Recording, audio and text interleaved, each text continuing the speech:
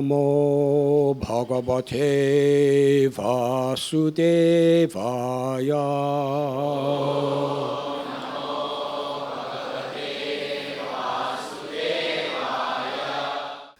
Vidyante Bratarodhara Pitara Suhradastata Ekasnigdha Kakinina Sadya Sarve Rayakrita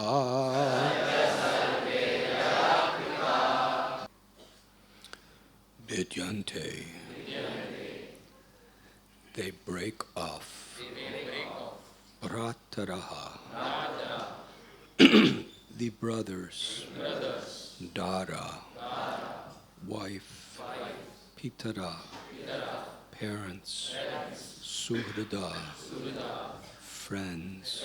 Tata. And. Eka. As if one. Asigna. Very dear. Kakinina. By a small coin. Sadhya. Immediately. Sarve. All of them. Araya. Enemies. Krita. Made. Even a man's brothers, wife, parents, and friends, united with him in love, will immediately break off their affectionate relationships and become enemies over a single coin.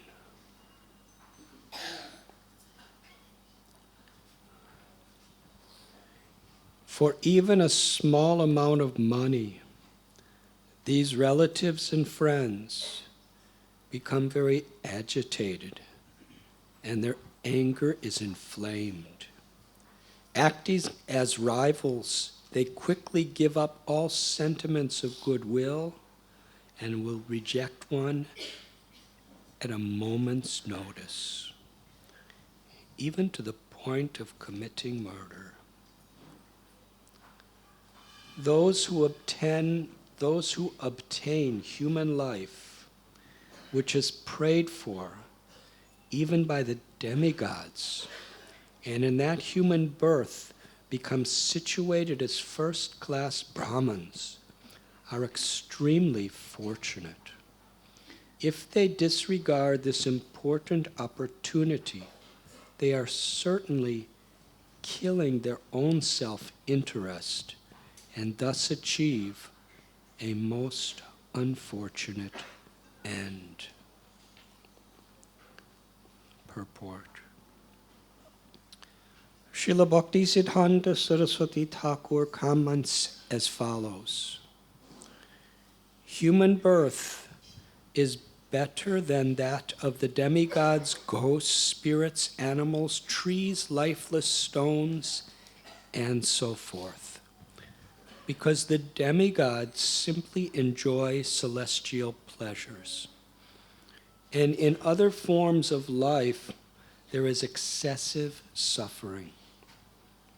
It is only in human life that one deeply considers one's ultimate benefit in life. Human life is therefore more desirable than even that of the demigods. Within human life, the position of a high-class Brahmin is certainly most desirable. If a Brahmin, however, gives up the devotional service of the Lord and works hard like a Shudra, simply for the prestige of his community, he is certainly on the platform of material sense gratification. The special qualification of the Brahmins is the spiritual knowledge by which they recognize every living entity to be an eternal servant of the Lord. A Brahman free from false ego thus feels himself lower than a blade of grass and tolerantly offers respect to all living entities. All human beings, and especially the Brahmins, should avoid becoming killers of their own self-interest by neglecting Krishna consciousness, the loving service of the Lord. Such neglect paves the way for future suffering. Hare Krishna.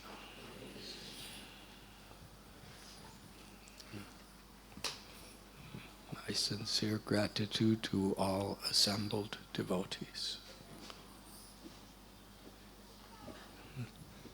Today, we are reading from Canto 11 of the Srimad Bhagavatam,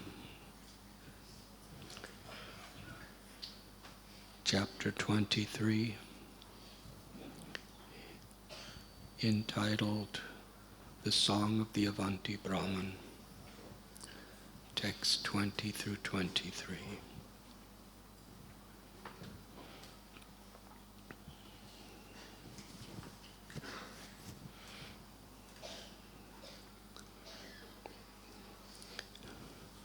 Lord Krishna is personally telling this story to his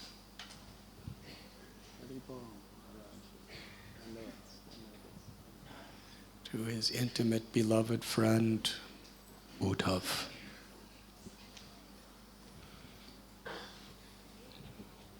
Many of us have just come from Vrindavan, wherein there was discussion about the intimacy of the relationship between Krishna and Uddhav.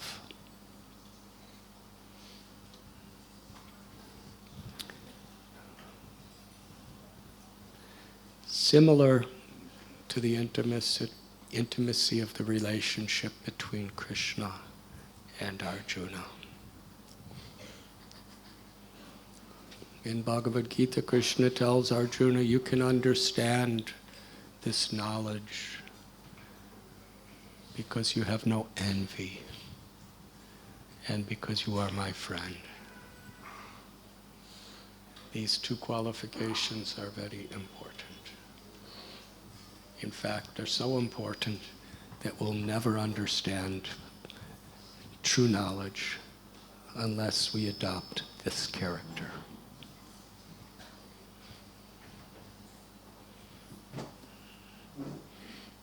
To be without envy is, throughout our Vaishnava literatures, a most prominent teaching.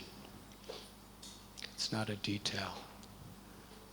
Again and again, we find the consequences of people who are envious and the mercy and the grace and the shelter that is received by those who are not. To be a friend of the Lord, there's various levels of being a friend. In Arjuna's case, he's simply an intimate associate in every way. They were cousin brothers. Similarly with Uddhava. And both Uddhava and Arjuna, their friendship was speaking to the Lord intimately, walking with the Lord, discussing all matters with the Lord. Krishna was willing to be Arjuna's chariot driver. And in Uddhava's case, Krishna was willing to give Uddhava his chariot. So their friendship was based on something very deep of relationship of love.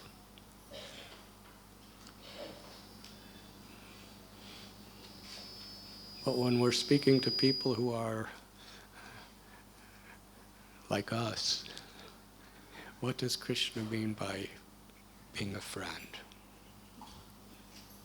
Suhridam sarvabhutanam. Krishna is the best ever well-wishing friend of all living entities.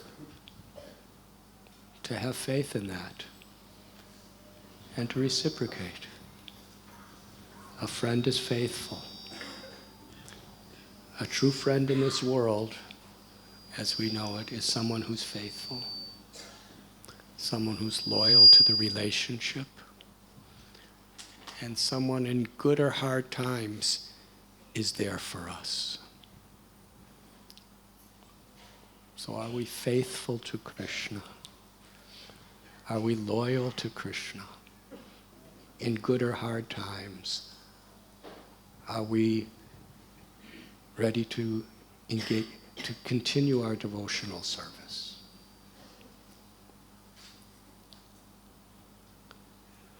Srila Prabhupada would sign his letters, "Your ever well-wisher." Such a friend. Not just according to circumstances, but forever, unconditionally. Suhridam sarvabhutanam. That's Krishna. He's our ever well-wisher. He resides within the heart of every living being and never leaves us. Always waiting. Like the Upanishad describes the two birds in a tree. However reckless and crazy and distracted the little bird is, the Paramatma bird is always just waiting. Whatever the little bird does, nothing could be too much. The Paramatma bird is still waiting. What type of friend is that? That's Krishna. When Srila Prabhupada signed "Your ever well-wisher" as representative of Krishna, as one who surrendered completely like a puppet in his poetry, he wrote, "I'm a puppet of Krishna." That was his prayer. Unconditionally forever, our well-wisher. That's friend. So for us to be friends is to reciprocate. Whatever our health, whatever people do, whatever the circumstance, will we be faithful and loyal to reciprocate, to chant the required number of rounds every day, to follow these divine principles, to put the will of our gurus as the most prominent focus of our life. How we deal with each other,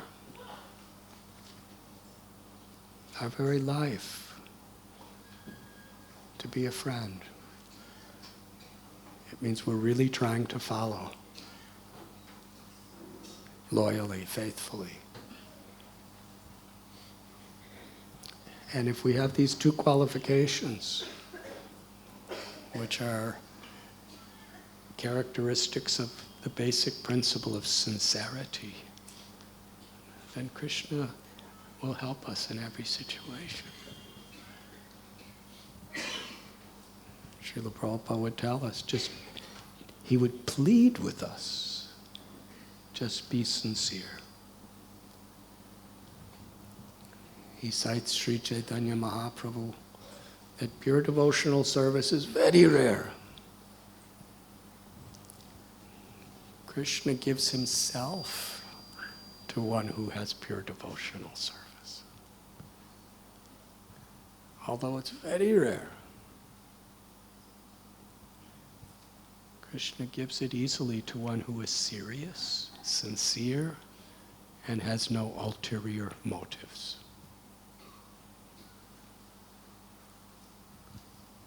It is through that cultivation of consciousness that we can access Krishna's mercy. Krishna consciousness can only be properly understood, realized, experienced when Krishna gives his mercy. It can't be understood just by intellectual prowess. It cannot be understood just by good deeds, or even by severe tapasya, but by Krishna's mercy. And Srimad Bhagavatam is telling, and our beloved acharyas are explaining, what is required to receive that mercy.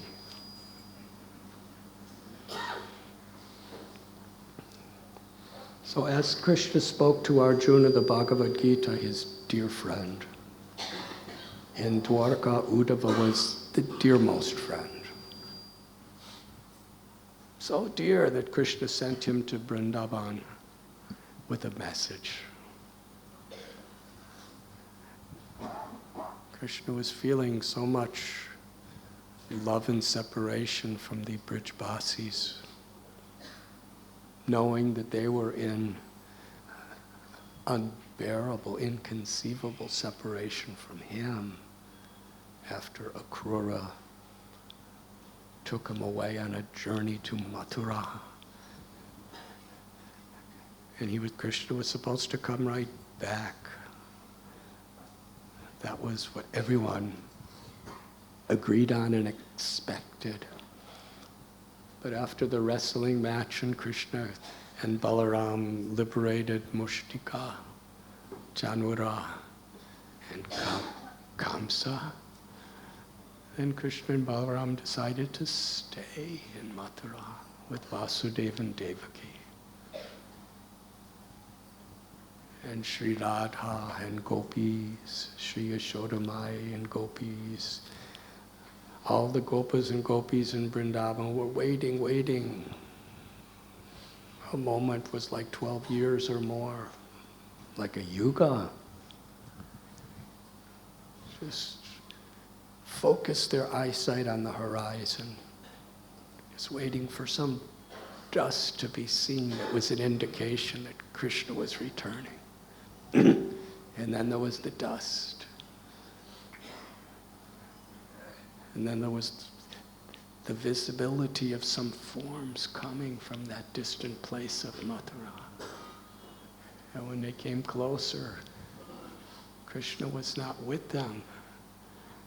And Nanda Maharaj, he was falling unconscious and crying, and had to tell them, Krishna did not come back with us, he sent us alone.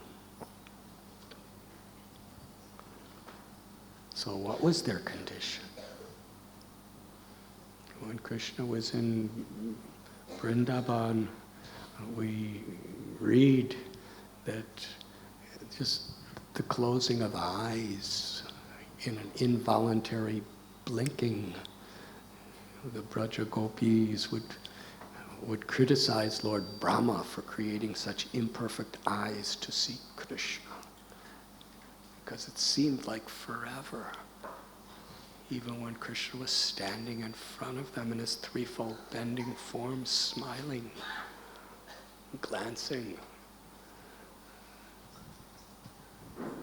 So now he's gone farther than he's ever been away to another, it was like another country, with no information when he will return.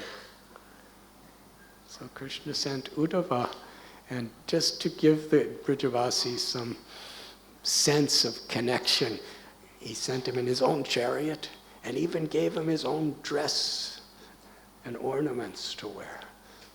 So, and he, as a cousin brother, he looked similar to Krishna in his own way.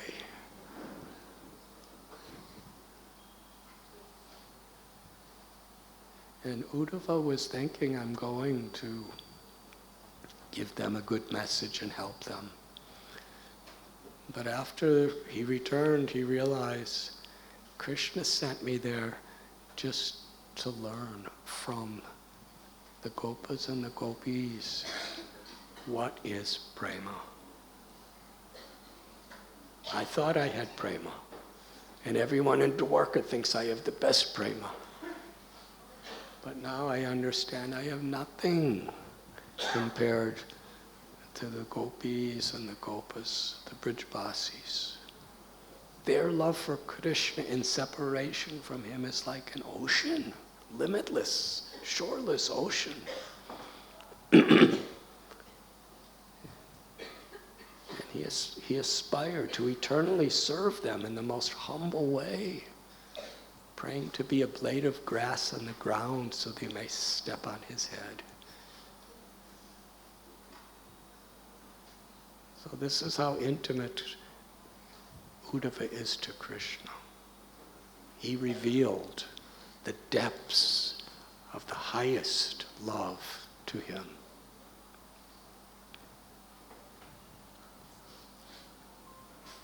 And now, just before Krishna is about to leave this world,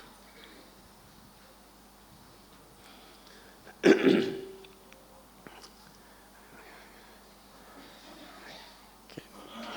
you imagine? Akrura took Krishna away from Vrindavan and how the gopis and gopas cried.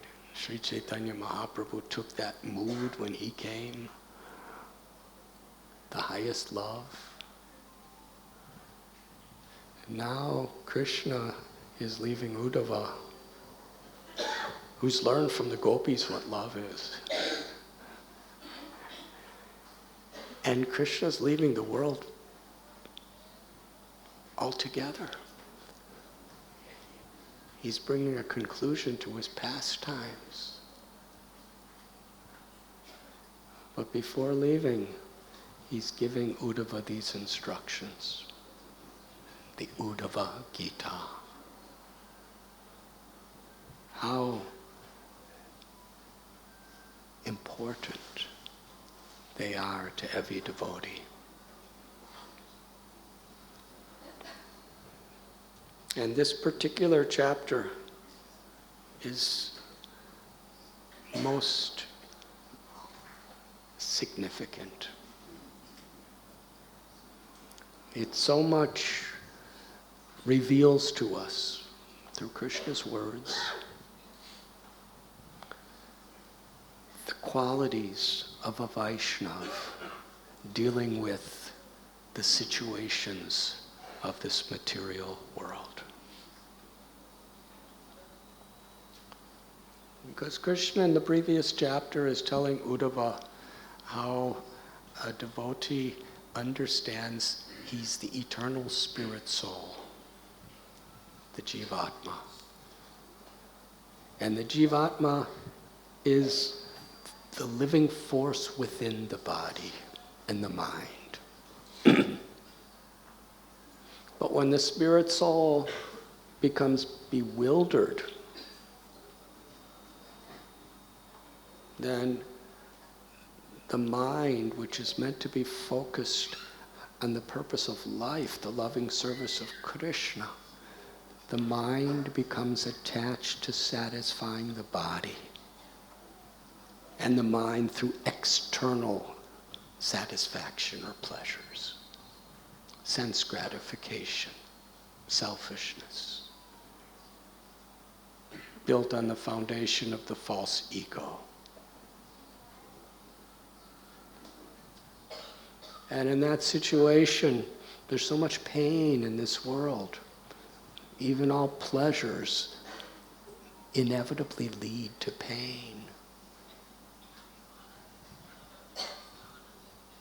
And how difficult it is when people of this world are harsh, when people in this world are cruel to us.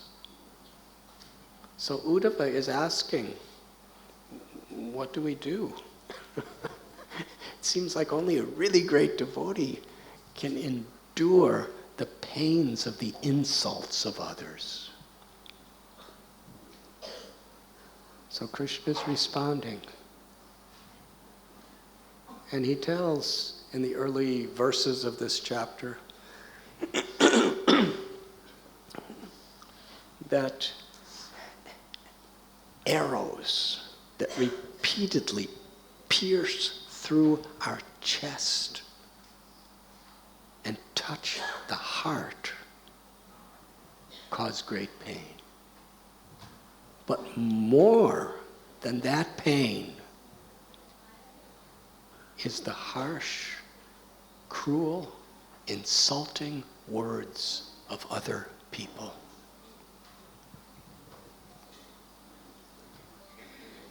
And Krishna says, I want to tell you a story in this regard.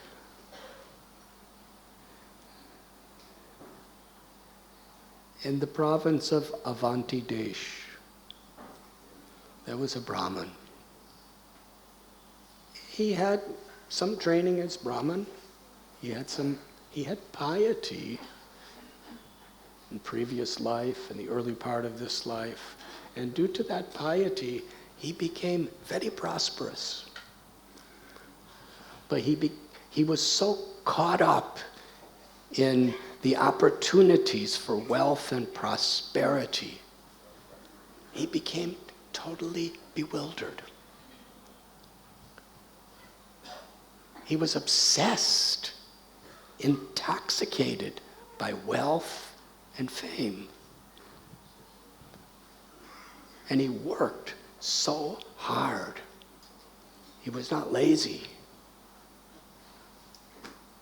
He was really enthusiastic, working. And the more, because he was working so hard for everything he got, he considered it so valuable, he just would not part with it. Lobha. Obsessed with greed. Because in this world, the more you get, the more you want. Krishna tells in Bhagavad Gita, trying to satisfy our material desires, whether it's through sex, whether it's through wealth, whether it's through fame, whatever it is. It's like pouring petrol or oil on a fire. Just makes it more and more ferociously hungry. So he was completely obsessed in this way. And he was so greedy. He would work so hard. And whatever he got, he just wanted to keep. He wouldn't share it even with his own family members. He wouldn't even spend it for himself. He was extreme. And he lived his life like this. Now he's getting old. And his family members were very, very disgusted with him. And his friends were disgusted with him. But somehow or other they kept the connection, because whatever they did get from him was what they would get. But what happened is his piety expired. He used up all his previous pious activities. And out of desperation and anger and disgust, somehow or other, his family members and relatives discovered the way to steal the money from him. And they did. His relatives stole from him.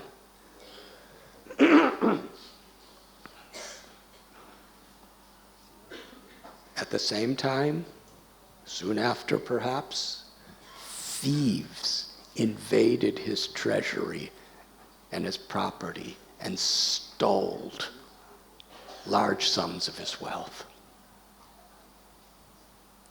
At the same time, he was an agriculturalist. There was droughts, there was floods, and it destroyed all his crops. In this way, he lost all of his wealth, everything. There was nothing left for him. And because the way he treated people previously, nobody wanted anything to do with him. Every relative, every friend harshly rejected him. He had nothing and no one. And still, he was attached to it all.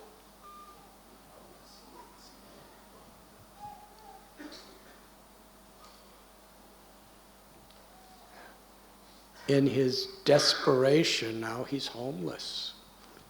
He didn't know how to live homelessly. He was in a completely confused, disoriented, miserable state.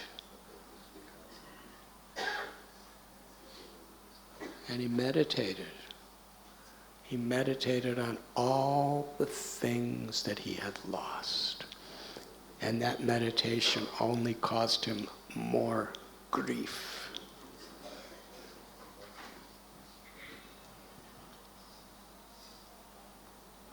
In that state, similar to Gajendra in the Srimad Bhagavatam, in that state of complete desperation, helpless suffering, and in his case, a total state of being abandoned by everyone and everything, it seemed. This seed of his that was completely forgotten and lost within his memory of his heart was awakened.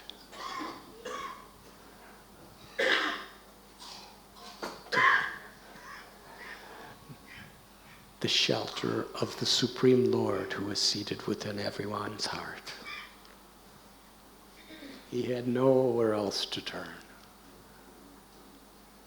And in that state, he offered beautiful prayers. Sometimes it's called the Bhikshu Gita.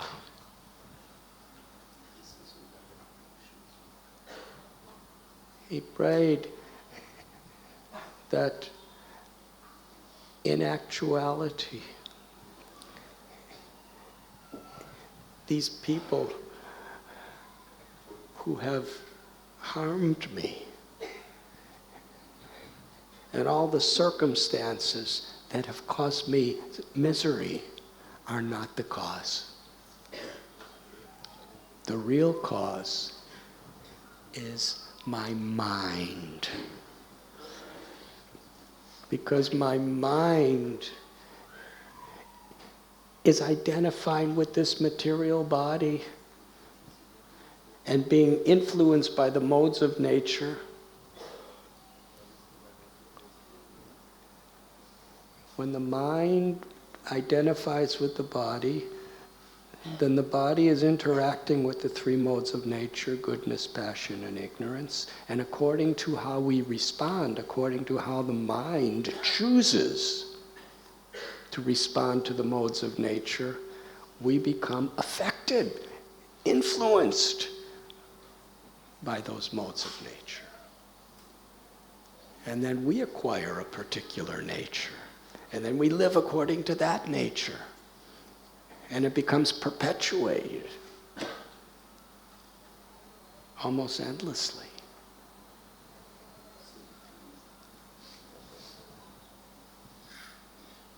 The only shelter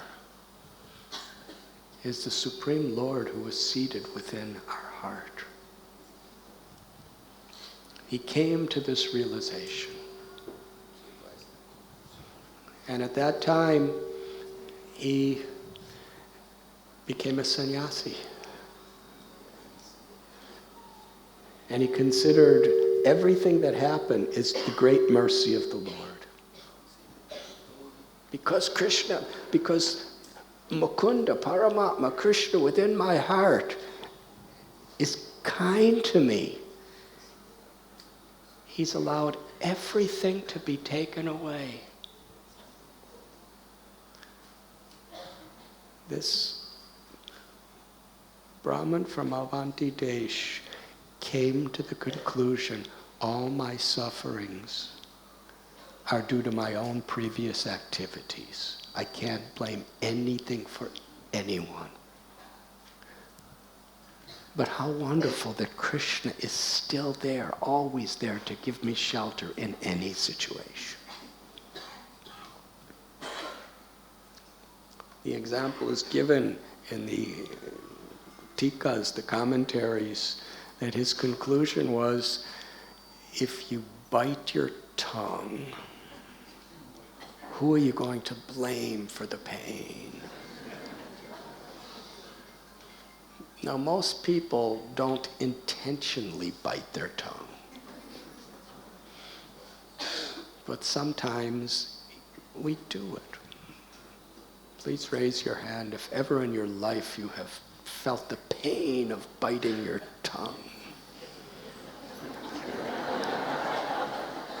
So it's quite universal. The acharyas give us analogies that we can actually really identify personally with. So if you bite your tongue, are you going to blame your husband? Or are you going to blame your wife? Are you going to blame your parents or your children? Are you going to blame the government? Congress or BJP or Shiv Sena?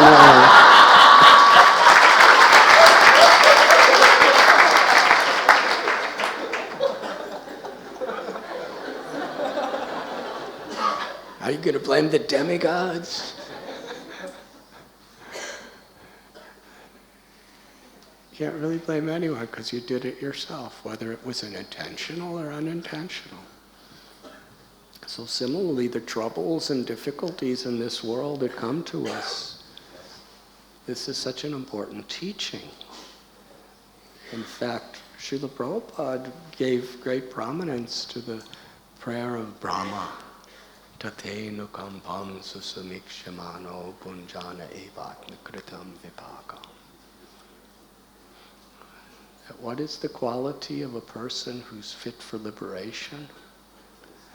One who, even in the most difficult situations, considers, this is my karma, this is my destiny, and in that situation, fully take shelter of Krishna. Sharanagati. Fully take shelter of Krishna.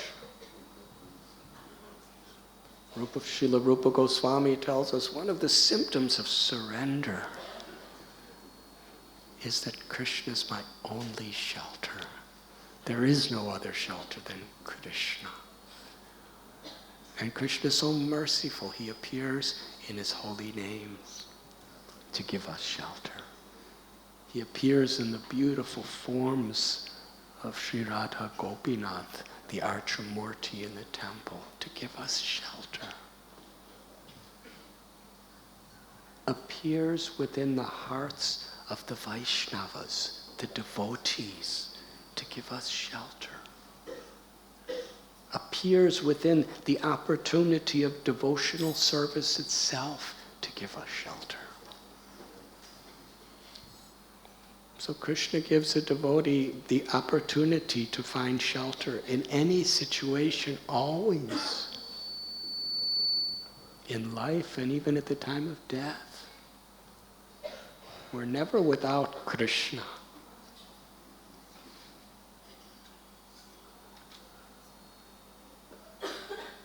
The Avanti Brahman became a sannyasi. And now he had nowhere to live. He had nothing of his own. All he had was his devotion to Krishna and his gratitude. He was feeling, this is the best. Doesn't get any better than this. I have nothing but Krishna. So you think someone who surrenders like this, everything becomes the whole world starts showering flowers on you. Sometimes it seems like that. But in his case, after he surrendered his whole life, everything, the only way to maintain his body in his very old age was to go house to house begging. And almost everyone that saw him abused him. This chapter will go on to tell incredibly intimate details of what they did to him. They would insult him with the harshest words of criticism and blasphemy.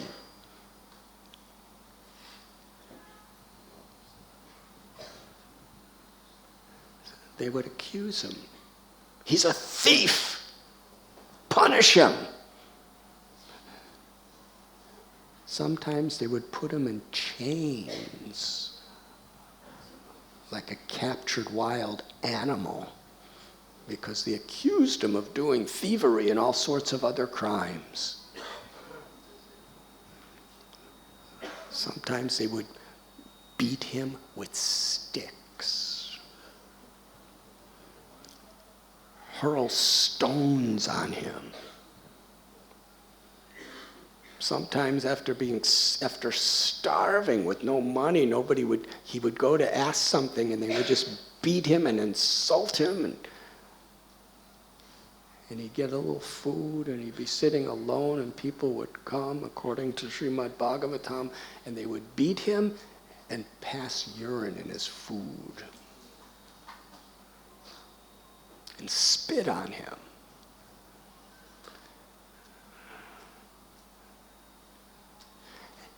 And he was so happy because he was taking shelter of Krishna. This story is so important. Sri Chaitanya Mahaprabhu, at one of the most important leelas of his life, he personally worshipped this story. May I tell you?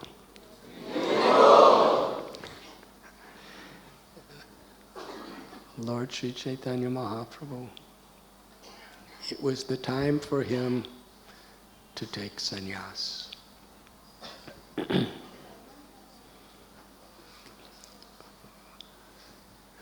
On one level, he was taking sannyas so that he can reach a larger segment of the society with Krishna consciousness.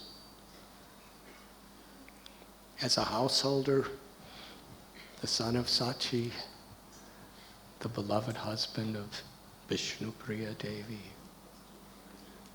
who was surrounded by his most intimate loving friends like Srivas, Advaita Prabhu, Gadadhar Prabhu, Nityananda Prabhu, Haridas Thakur was there, Pundarik Vidyanidhi, Purimanta Khan, Murari Gupta, Kolavecha Sridhar, Mukunda Dutt, Vasudev Dutt, or Vasudev Ghosh, Vasudev Dutt. All of these great devotees were with Lord Chaitanya practically throughout the day and throughout the night. Just having Hari Katha, Hari Seva, and Hari Nam Sankirtan. Hare Krishna, Hare Krishna, Krishna Krishna, Hare Hare, Hare Ram, Hare Ram, Ram Ram, Hare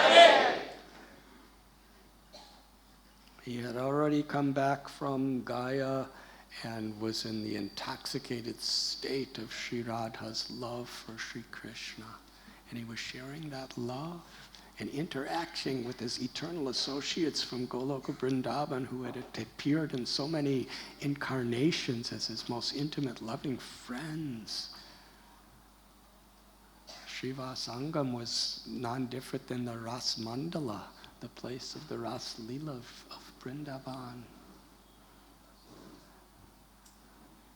And after that great pastime of the Harinam Sankirtan procession with millions of people to the house of Chand Kazi, practically all of Navadvip was devotees. Lord Chaitanya said, I have come to bring a great rainstorm of love of God through the chanting of the holy names to flood the world.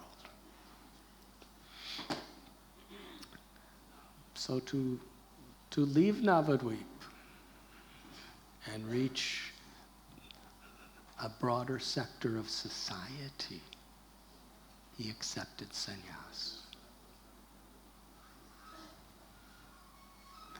And also, eventually, this Leela was to profoundly deepen to limitless degrees the ecstasy of Sri Radha's love and separation from Krishna at the Gambhira.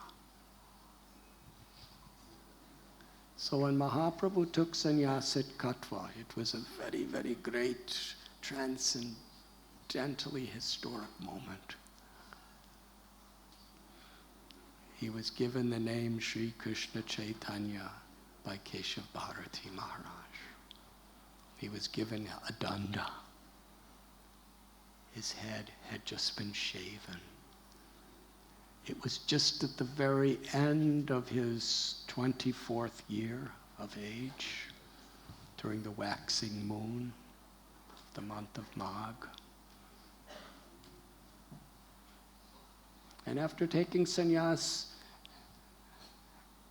he called out, I will go to Vrindavan to meditate on Krishna. His aim was to go to Vrindavan in a solitary place to meditate on Krishna, to completely absorb himself in Krishna and Krishna's names and Krishna's leelas and Krishna's beautiful form. And in that state, in a very spiritually intoxicated mood, he began to wander through the forests. Keshav Bharati Maharaj and all the people of Katwa decided, we'll go with you. And for some time they did, but then Lord Chaitanya sent them away. Go back to your homes. And for 3 days, Lord Chaitanya wandered in the province called Radha Desh, an area where the Ganga does not flow. And it was in that state that Sri Chaitanya Mahaprabhu personally recited this verse. And Krishnadas Kaviraj Goswami gives great prominence to this verse. It's a verse within the prayers of the Avanti Brahmana. Etam sa astaya paratmanishtam madhyashitam purvatam mayar mahadbhi aham tarisyami duranta param tamo mukundangrinisevayaiva. I shall cross over the insurmountable ocean of nescience by being firmly fixed in the service of the lotus feet of Mukunda Krishna. This was approved by the previous acharyas who were fixed in firm devotion to the Lord, Paramatma, the Supreme Personality of Godhead.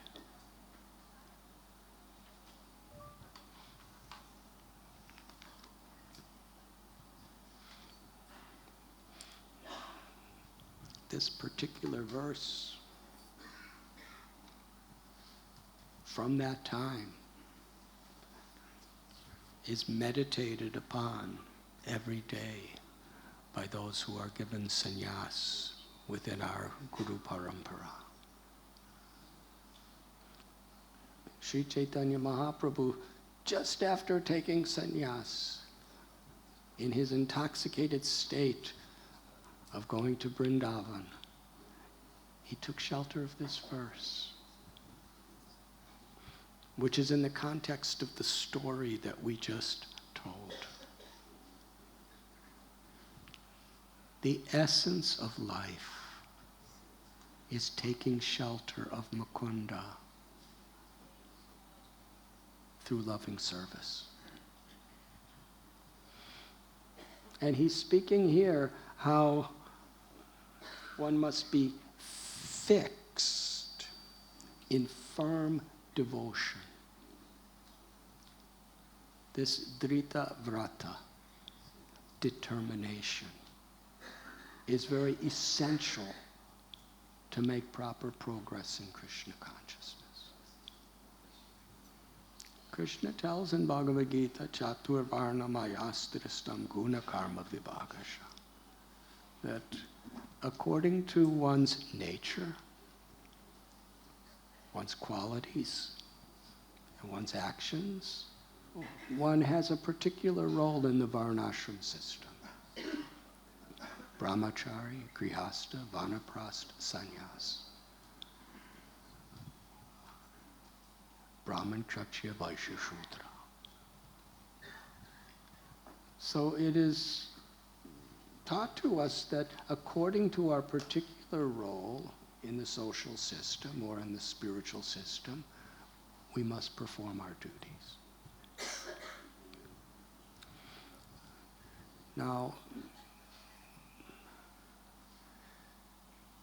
whatever our nature is,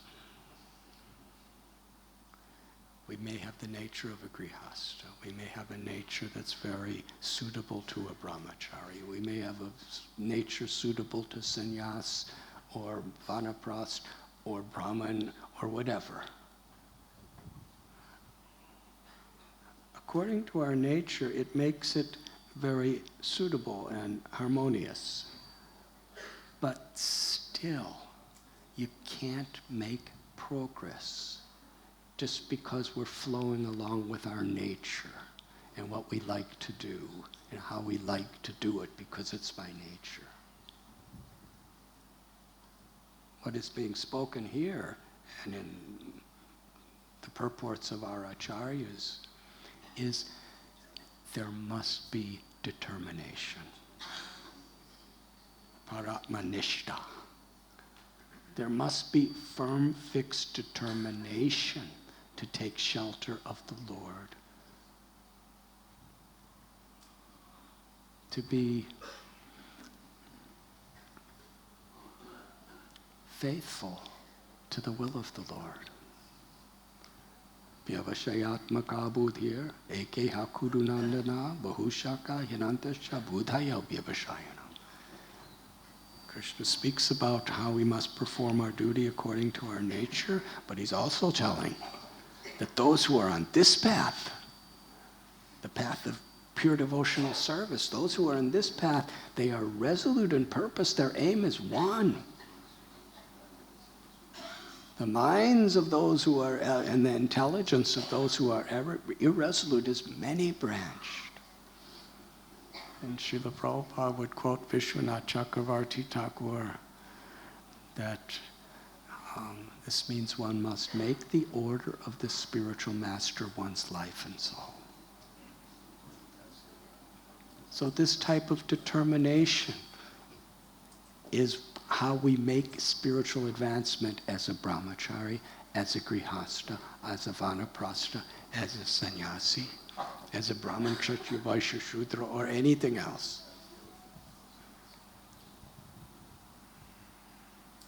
And Lord Chaitanya Mahaprabhu, he's remembering this Avanti Brahman. And what is inseparable quality to taking shelter of the Lord with determination? It's very much emphasized by Lord Chaitanya, and it's so interwoven in this story. Trinadapi sunichena taror ibase hishnana amanina manadina kirtaniya sada hari. To be more humble than a blade of grass, more tolerant than a tree, which means forgiving like a tree. Eager to offer all respect to others and to not demand respect for oneself. These were the qualities that the Avanti, this great personality from Avanti Desh, developed. Even though he was being insulted and abused in ways that were so extremely painful to the mind, he took it all as an opportunity to take deeper and deeper shelter of Mukunda, Krishna. And by doing that, he was actually able to offer all respect to all living beings. He was beyond friends, beyond enemies, because he was taking shelter of Krishna.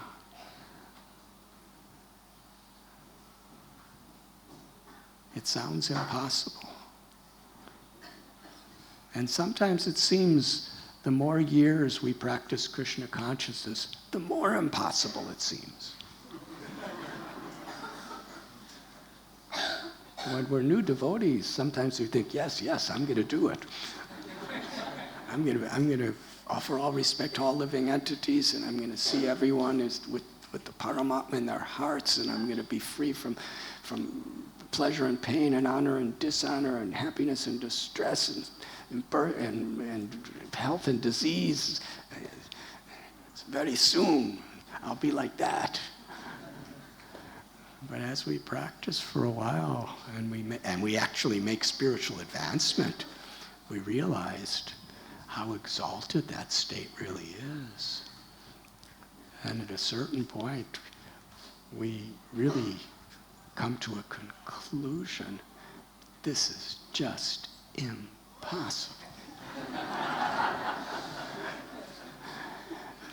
For me, but not for Krishna. And then Trinadapi Sunichi. Then we become so humble. I'm nothing, Krishna, please save me. When Draupadi thought that she could save herself, when Gajendra thought that he could save himself, when the Avanti Brahman thought that he could somehow or other sort things out, get a good accountant.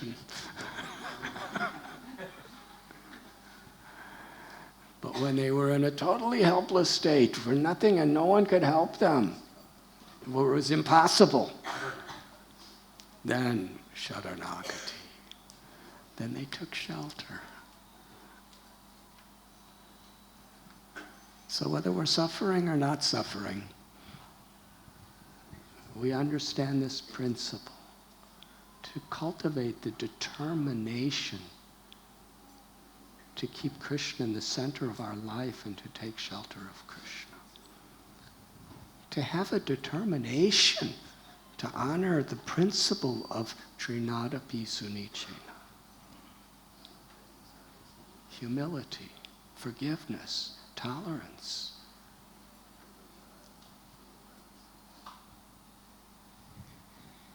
In this state, when we truly take shelter with our heart, Krishna is there.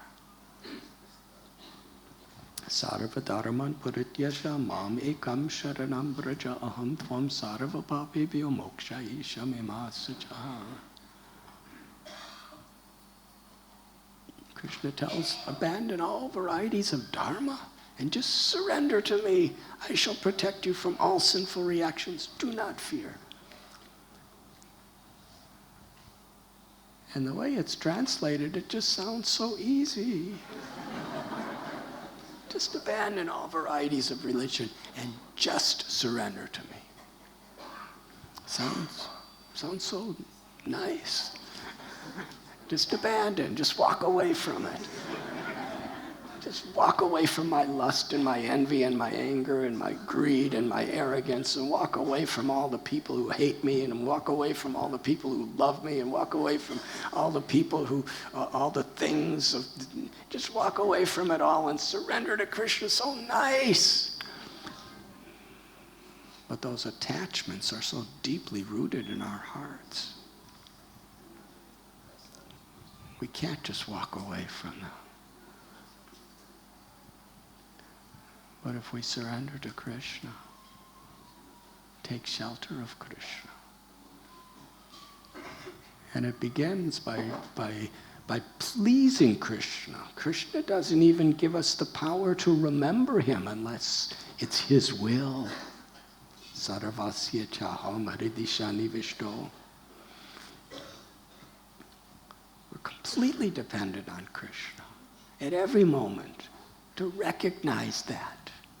And every living being is completely dependent on Krishna at every moment. And Krishna's in everyone's heart. And Krishna's forever my friend, best well-wishing friend in my heart. When we really focus our attention on that truth,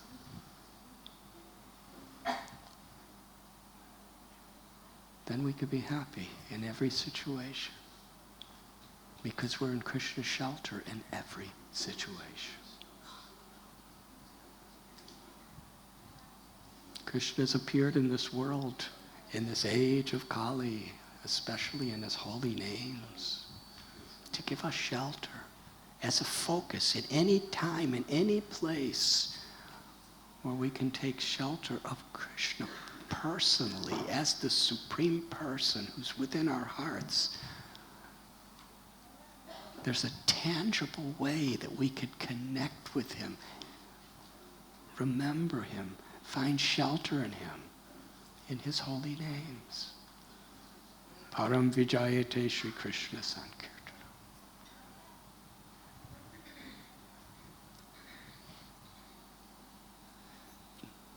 The Avanti Brahmana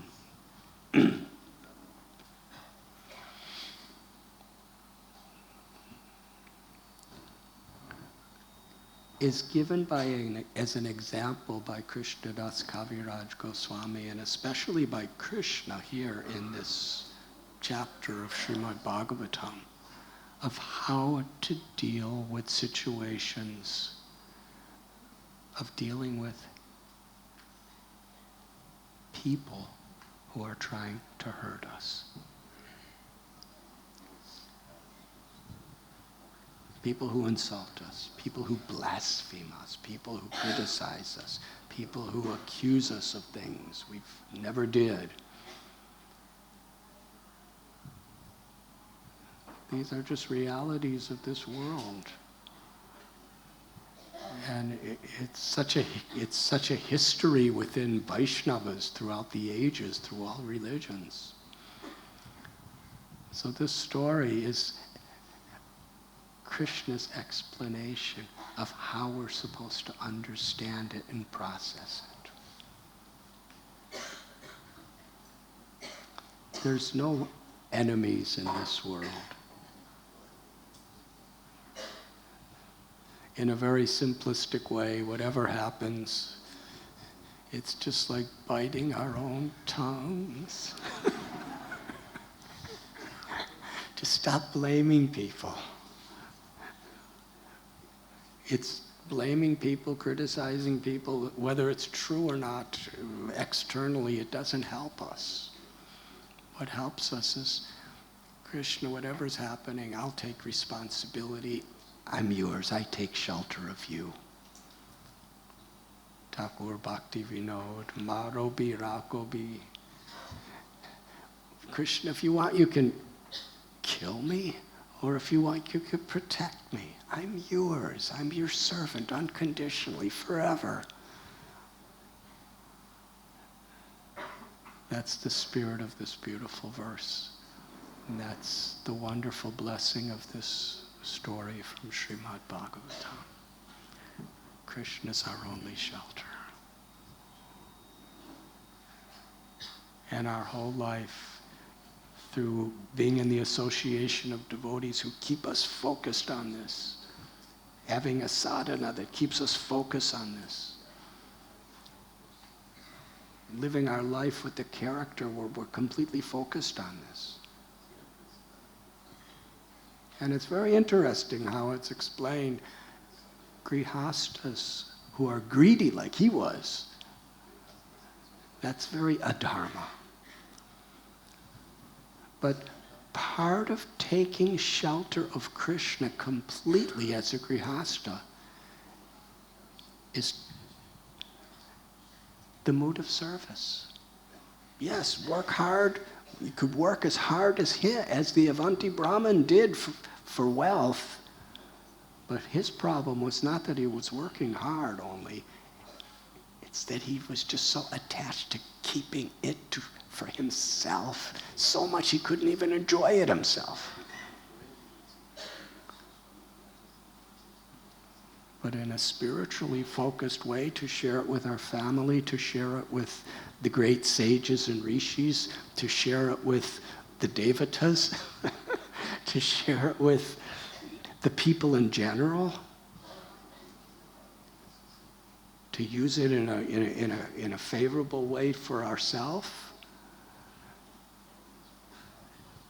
That's a means by which we actually are in a state of consciousness where we can take full shelter of Krishna.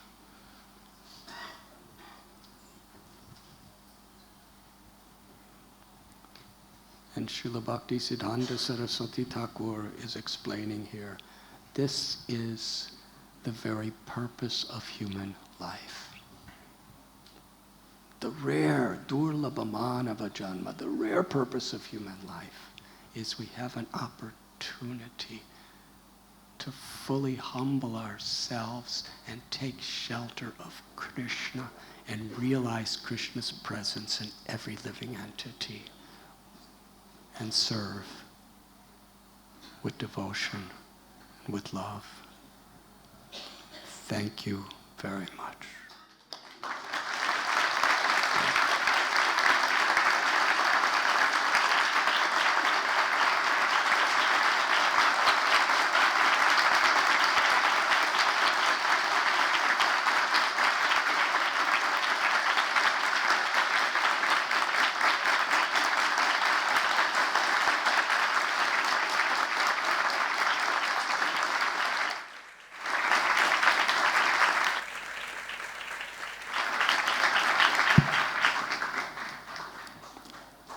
Since I'm leaving today for London, is there any questions?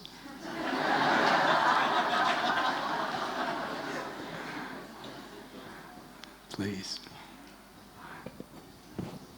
Every time Ananda Vrindavan Prabhu asks a question, it's like the first time he ever asked a question. It's ever new. Yes, please. Maharaj, very nice class. There are 2 points which I want some clarity because you are not going to come, so I thought I have 2 questions. Please forgive me. I have 2 questions, Maharaj. The first question which you made it very clear. One at a time, please. The first thing which you made it very clear, that when we are telling to Krishna that Krishna, I surrender everything, but then after some point of time you understand it is not so easy. It's giving everything and all our anarthas and everything that is not going to go so easily. And a stage comes in our life, we understand we are absolutely helpless. We are absolutely hopeless. We don't have any other shelter. We cannot do it anything by our own. And a stage comes and we tell to Krishna, I am absolutely helpless and hopeless. Without your shelter, I cannot do anything. This stage comes and when you go in front of Krishna and say, Krishna, please take care of me now. I understood what my situation is. But then the second stage starts, Maharaj, is that we go on praying to Krishna, but Krishna doesn't reciprocate. Krishna just watches us and just laughingly, but no action is taking, means nothing is coming out from our anarthas are not going, although we go on praying to Krishna.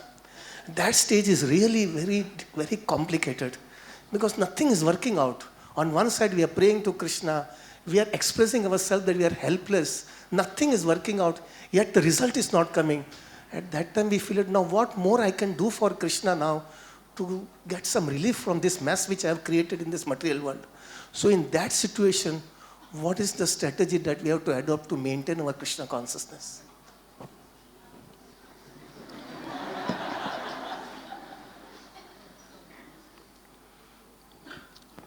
We can see how wonderfully Krishna is reciprocating with you. Because that is reciprocation. Krishna is reciprocating. And we're coming to deeper understandings of how much we need him. And the solution is Trinadapi Sunichena Taror Iva Sehishnuna Amanina Manadena Kirtaniya Sadahari. With determination to continue following a life that's pleasing to our gurus and Krishna. We remain steady like that. We live with the character of a Vaishnava. We guard against the offenses of the holy name, especially criticizing others. Chaitanya Mahaprabhu, in one place in Sri Chaitanya Bhagavat, he said, if you do two things, I will bring you back to Godhead. Chant the holy names always and do not criticize others. So we have to be very careful. We're really trying to take shelter of the holy name. We're not making offenses to Vaishnavas. And at the same time, Krishna reciprocates by giving us a real understanding, like Draupadi, like Gajendra, like the Avanti Brahmana, like Arjuna in certain situations, like the residents of Vrindavan so many times, that only Krishna could save me. When the forest fire went ablaze in Sri Vrindavan town, it was going to the sky, these flames, on all four sides. It is explained that they looked to Krishna like a dying man looks at a picture of the Supreme Personality of God.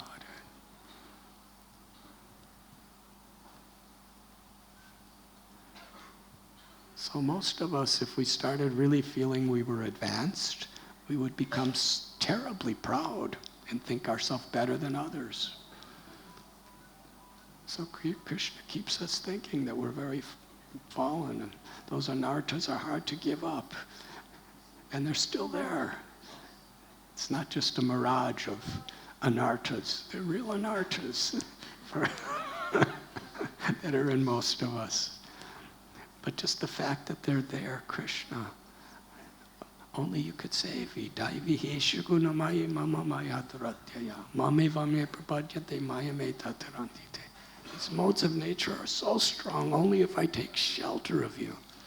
And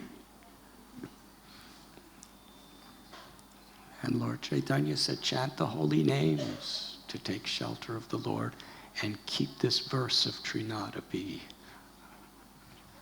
on our heart as we're chanting. Does that answer your question? The second point. Oh, well, I can ask second question, Maharaj.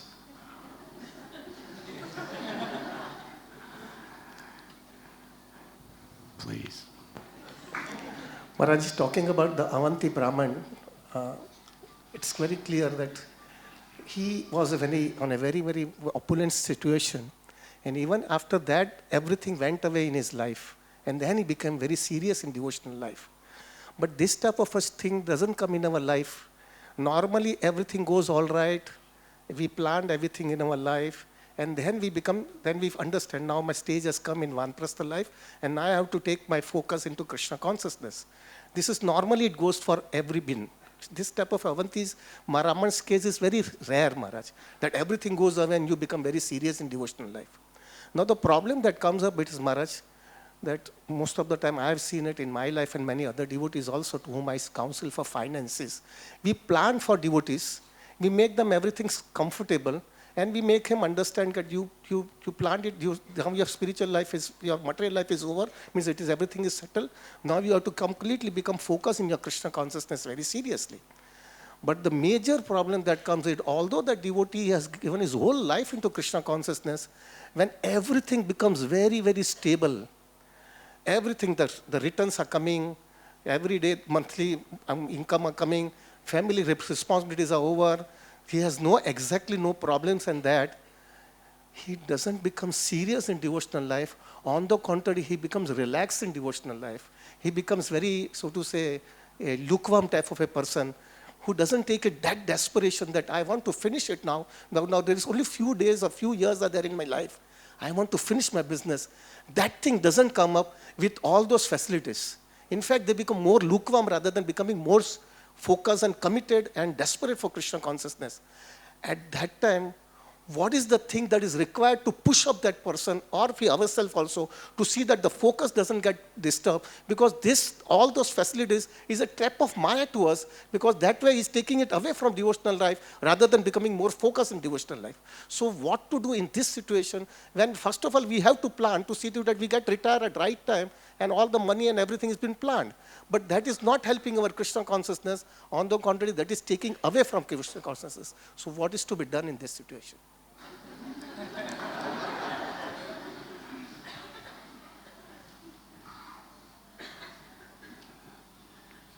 In this prayer of Avanti Brahman, he's telling how he is taking shelter of the lotus feet of Mukunda. How? By following in the footsteps of the previous great devotees. Mahajano yena gadasa panta. By following in footsteps of great souls. That's the path of true devotional service.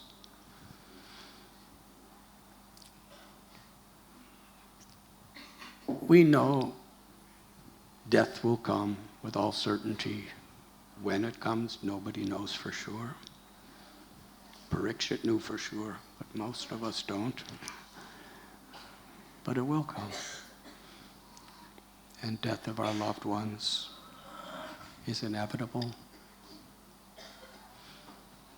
And the dissolution of all of our material attachments is inevitable, today or tomorrow, by the power of time. So, by association and hearing and chanting, we are conscious of these facts. But as devotees, we're trying to help each other. When Srila Prabhupada would say, I hope this letter meets you in good health, he wanted his devotees to be happy and in good health. It's not that we wish people bad health. We're trying to help each other in every way. That's what Vaishnava society is. So if things are going well for a while, as you just so graphically and enthusiastically described how things could go well for a devotee, in that state, we follow in the footsteps of the great souls. We hear these stories. It's not that the story of Gajendra or the story of Draupadi or the story of Prahlad or the story of Dhruva or the story of residents of Vrindavan, or the story of the bhikkhu of Avanti Desh. It's for people who are just suffering miserably. It's for everyone. We hear, even if we're millionaires, even if we're billionaires, even if we have loving family and loving community, and everything's just going so nice, and the temperature's really good. Even if everything's good, we remember these stories, we hear these stories, and it gives us a focus that my only shelter is Krishna. Queen Kunti prayed, Janmaishwarya Shruti Shribir, that the greatest disqualifications is when we develop a false pride due to being wealthy or having a high birth or position, having high education, being famous, all these things. They're disqualifications if they make us proud and distract us. Akinchana gochara. Krishna, you're only accessible to those who are akinchana, who consider nothing as mine.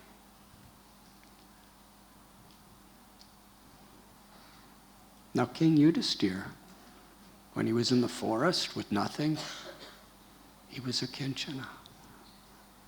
He realized nothing is mine. And when he became the king of Hastinapur and all of Bharatvarsha, he was still akinchana gochara, because he understood nothing is mine. Everything is for Krishna. And if we get into this illusion that janasya mohoya mahamameti, that I am this body and all these things in relation to the body are mine, we learn by hearing.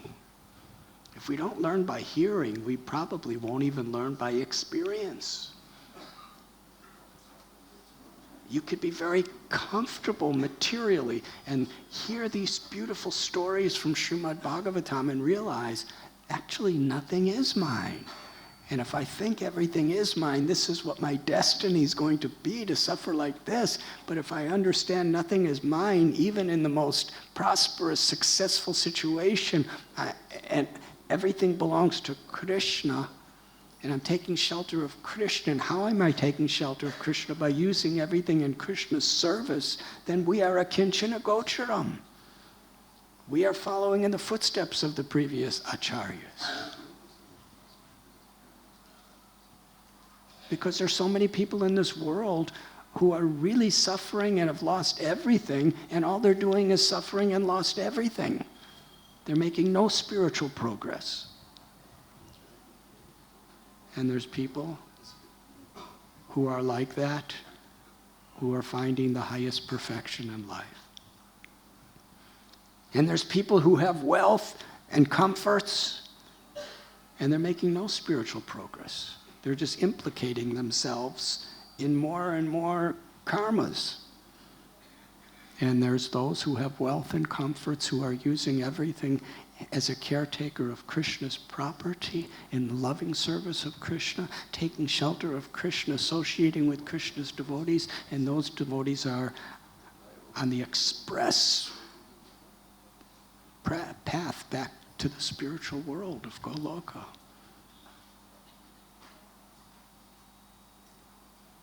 But it's important to see through the eyes of the scriptures. If we're hearing these stories, if we're actually taking them seriously and applying them to our lives, then there's no danger of fame and success and wealth. But when we get these things, we should understand how dangerous they are, unless we are developing the quality of akinchana gochara. Krishna's a kinchana gocharam. He gives shelter to those who Krishna immures. Little Prahlad was like that when he was being thrown in fire.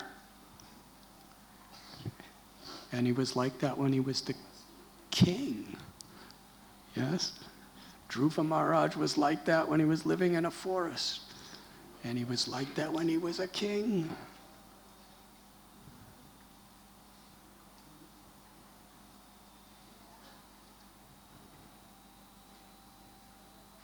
In Chaitanya Mahaprabhu's Leela in Navadvip, Kalavecha Sridhar was very, very poor, but he was the happiest person in the universe because he was taking shelter of Krishna and chanting his names and associating with his devotees. And nothing is mine.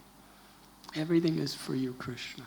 And then there was Buddhimanta Khan, Pundarik Vidyanidhi. They were extremely wealthy, prosperous, popular people. And they had the same treasure of love of God as Kalavecha Sridhar. There was no difference.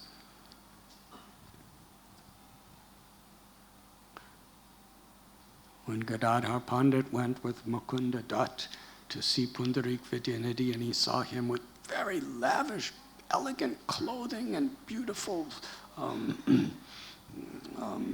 decorations on his bed,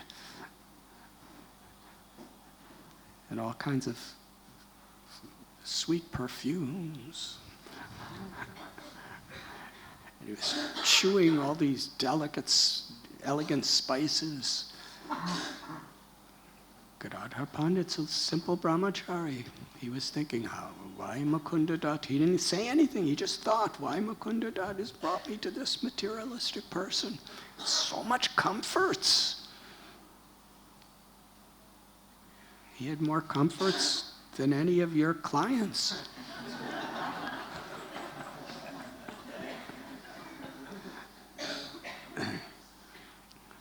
Mukunda Dutt understood, and he began to sing a song about Krishna, a verse spoken by Uddhava from the Srimad Bhagavatam in praise of Krishna's mercy. And Pundarik Vidyanidhi, he manifested such genuine, ecstatic love. Gadadhar Pandit, who was a total renunciate, the most renounced person in the world, he became a disciple of Pundarik Vidyanidhi. And it doesn't say in that sense that Pundarik Vidyanidhi at that point, gave up everything. He remained the same. He remained the same in the sense that he had all those luxuries and everything, but he was totally focused in loving service to Krishna.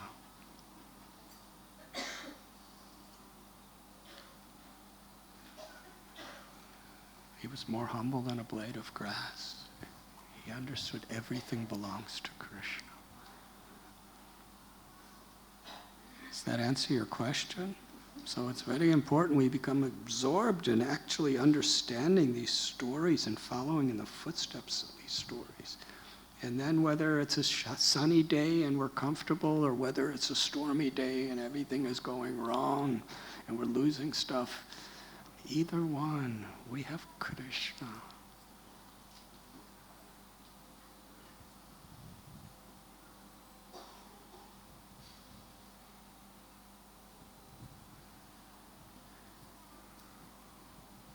Haribol. Srila Prabhupada ki jai.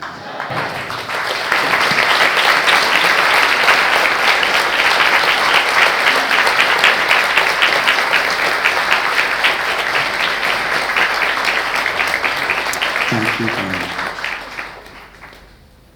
RG Media YouTube channel. Like, share, subscribe.